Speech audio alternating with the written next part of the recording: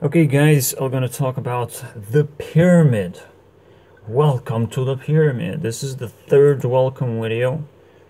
Previously, I talked about the demon world on episode 20. Episode 28 was about society. Now is the structure of the society. That will give you even more insight of how crazy this is. At the moment, we have authority. I talk about this over and over again. Authority this, authority that.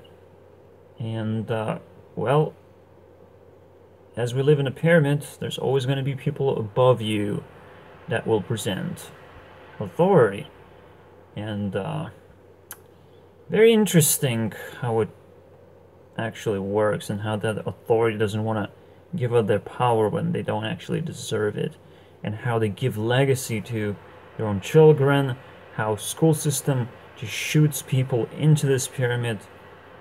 So there's a lot to learn, basically, and this pyramid structure is going to evolve a little further, perhaps 15 years later, when a new batch of authority is going to be introduced, 1.4.4. Once we finish up with the point 3, where we establish the internet, we establish the voting system, where you can just rate up and down things that we like. We're gonna be rating authorities, hopefully. One good example of this is Steam platform, because it would fix our copyright system. So imagine this. Let's say we have a title like The Elder Scrolls Skyrim, and someone else makes better Skyrim. And after a while, The Elder Scrolls Skyrim made by Bethesda becomes mixed reviewed. It gets mixed reviews. How awful that would be. But once you hit the mixed review level, you no longer hold a title unless you're the only one holding the title. So if I create a Poopland and it gets mixed reviews, I can still hold the title of Poopland.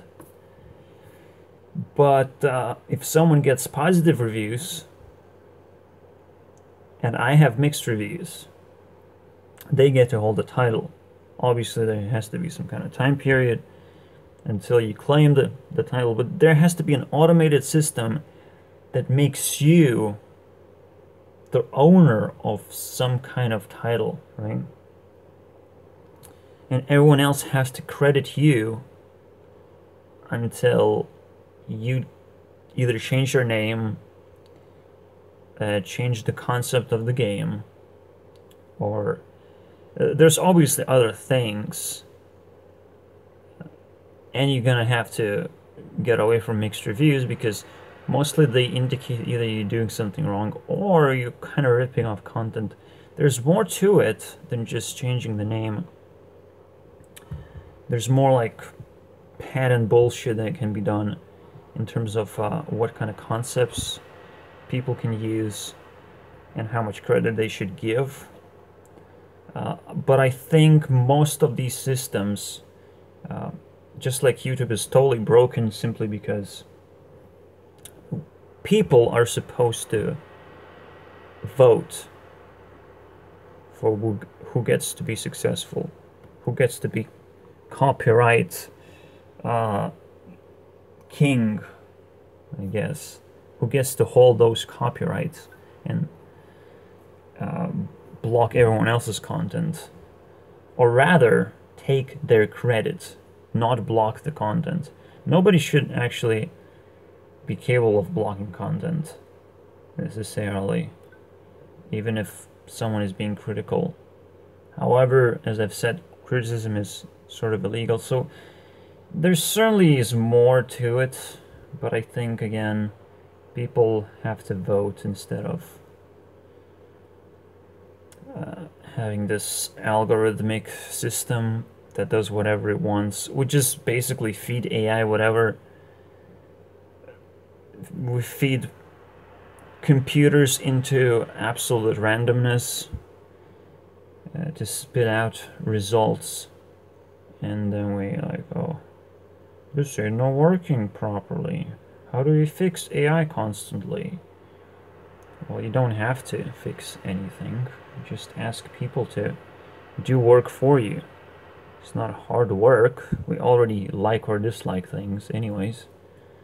We already create, or I personally create playlists for the things that I like, even more than normal, like whatever. It's just so many possibilities, and people should rate their things simply so they could have their own list of I watched this, I liked it, I didn't like this.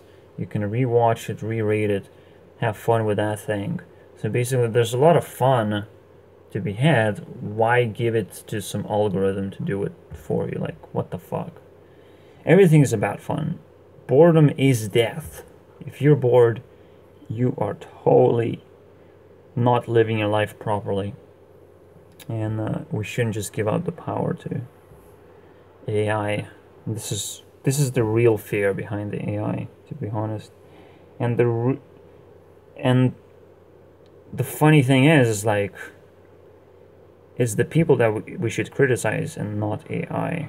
It's the people who create AI to begin with. And I've already given you guys criticism. But okay, let's go back to the main theme.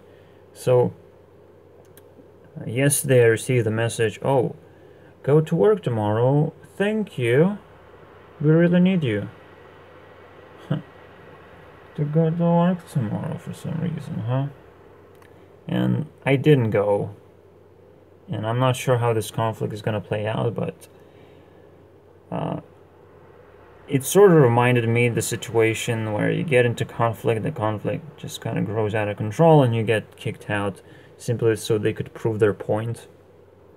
And there's this hot and cold mentality in relationships as well, where you sort of, okay, you guys don't need me, and you get away, but you sort of want to come back and love your enemy, just like Jesus would say.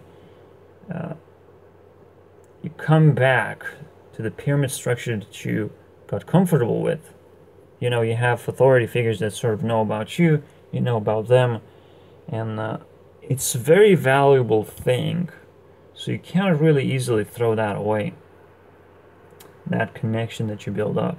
Even if they dislike you, maybe they sort of find more and more tolerance over time. So you have to always come back and see what's up.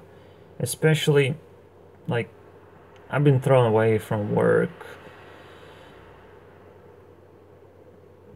sort of because my authority quickly changed.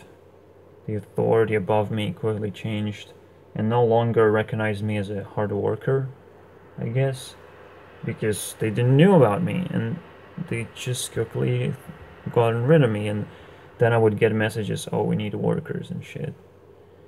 It wasn't necessarily directed to me, but like, that was so pathetic.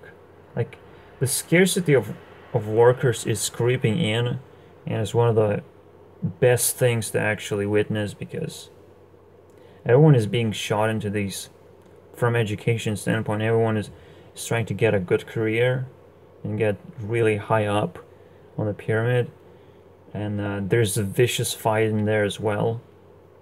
When all you really need is just learn how to think in your head, and you're gonna have fun standing for 8 hours a day and whatever. Thinking about these concepts, that's what I'm doing. Just sitting in my head, whatever. Obviously, it's more fun to create conflicts in a way, get all stressed out. Like, it's sort of fun and it's sort of annoying. But like, what? Do you really get a better job just because you get more money? Or maybe you're just selling out yourself to be who you're not really meant to be, because someone educated you to and allows you to take a job like that. It's like so disgusting. You're literally shooting out of a cannon people through education and then expect them to do well on a pyramid, when the reality is you have to climb from the bottom up. And I immediately see the dating is rigged, the jobs are rigged. You cannot just climb the pyramid right now because everyone who's on the top is just fighting each other. And when you show any intention of climbing, they want to completely shoot you out, as you have no authority whatsoever, and you will never have authority because you are on the bottom of the pyramid for some reason. So it's almost immediate, like, ignorance. You get immediate ignorance from people who intend to go through education system and be shot into the pyramid. You get ignorance even from those people, from uneducated morons who haven't even went into the real life. You get ignorance from those guys. They don't understand anything. Some of them are confused, of course, but even that doesn't seem to be like enough for them to realize, like, yeah, it's from the bottom up. But obviously people are getting scared because, again, there's this lack of recognition, and it's gonna last a little bit longer until the scarcity of work is gonna creep in so badly that it's gonna start messing with people's profits. So I already have witnessed that because I worked in a place where the work is so hard that the authorities started complaining about how we constantly rotate new people. Now it accelerated to such a degree that we're losing so much money, basically. We're training new people and it's losing us a lot of money. It's like, okay, that's great. That's great to me. Good news. Good news, everyone. I don't know why authority wants to talk with us about it and complain about it. It's like, because we complained back. We didn't say, oh shit, we need to do something about it. We just thought, can we get a raise? Can we get this? Can we get it? And authorities just should be hands on their heads and be like, oh shit, what do we do now? Fuck yourselves, guys.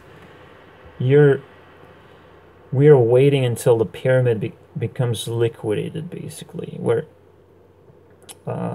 we can easily go up and down on the pyramid based on how well we're doing, how much responsibility we're willing to take, and that's it. Again, no platform is doing that, but YouTube is doing semi-good job in promotion. It's just we're supposed to promote, not YouTube is supposed to promote. That was the entire complaint, right? And we're gonna find these platforms that are really not only open in terms of copyright, like you can post anything, do anything, and we're gonna have that because of the blockchain, obviously, and other trust technology, trust-based exchange technology, or consent technology. That's a good way to put it, I guess. Again, so say the crux of the pyramid is that, oh, if you're gonna get kicked out, you're gonna have this crazy fear that nobody's gonna accept you anymore. If you get rejected by a relationship, you're gonna start thinking that you don't belong in any relationship. And this is what's going on with prostitution as well. As you get rejected by women, mostly it gets rejected because they don't see that you're offering to them anything. So you have to offer them a relationship, and then sort of how do you pull back from that? So I think people get glued in a relationship essentially because they want to sort of benefit from each other. That's how I see relationship go. You know, sexuality, sexual pleasure. And it could have just simply be replaced with prostitution, but for some reason, I'm thinking that feminism is going out of control. I think that's what created prostitution being illegal. What created gays saying that something is gay. Also, bad thing to say now. And if you look back, when you say something is gay, that means essentially that a guy is working not hard enough. Because you don't want to have pleasure, have sex, buy some good ass sex for yourself? Work harder, right? Why are you being so gay? Why you don't like women? You know, that's what it meant. It was an encouragement to work harder. And that's it. And now it's just gone. It's like, oh, it's offensive. Of course it is. But it's stupid to be offended. Anyway, so feminism is creating this World War III scenario, as I say. And it's going to be fought between women. I think we had 2 world wars that were between men. And we're going to leave it that way, okay? Now women take the cake because holy shit. Men are just backing away slowly. There's some nice guys out there who are willing to sacrifice themselves and support women for the sake of, oh, well, they sort of reward me for it, type of deal. I sort of have a decent relationship, so I'm gonna be a nice guy. But some men are going their own way, some become gays, some are still capable of keeping their manhood, but that's the only thing they care about. It's how to portray yourself as this muscular guy. And not really do much effort on anything else, I would say. And so there's all these men groups that are being less and less men, basically, and don't care about women in a way, to have relationships that, you know, decent. Obviously it was sort of, it feels like government wanted to push relationships because, again, as I say, you get glued in a relationship, you end up, oh, maybe I want kids, maybe I want to make a family, this is the closest person to me, so let's make a family with this person. Like, oh, wake me up from this nightmare. Like, there's some crazy shit going on because of this. Because people are not free to consent. Think about it. Prostitution is the best way to teach people consent. Out of all the... If you want to teach people consent, that's what you want to do. Prostitution, legalize that shit. Because, if you say, oh, $100 and you get sex. If you have $100, consent, here you go. Obviously, it's going to be different prices for different people. And if you're a cleaner guy, if you're a better looking guy, maybe the girl's actually gonna pay you or something. If you're a sex boy, you know, fuck boy. That's the level where girls want to pay you, or you are actually selling yourself for girls. Like, that's this fuck boy level that is happening right now, apparently, because it's being trendy as well. But the idea is, right, you have this consent thing where if you're really shitty guy and you disrespected by the society, you're gonna have higher prices for this thing. So there has to be a price difference, obviously, and I think that's what kind of sort of caused problem, because, oh, it's not fair, it's $100 for me, but it's $50 for this guy. It's like, and that's not exactly how it works. It is totally fair to put different prices for different people. it's totally fair to discriminate as well. It's like it's totally necessary. Discrimination is so important.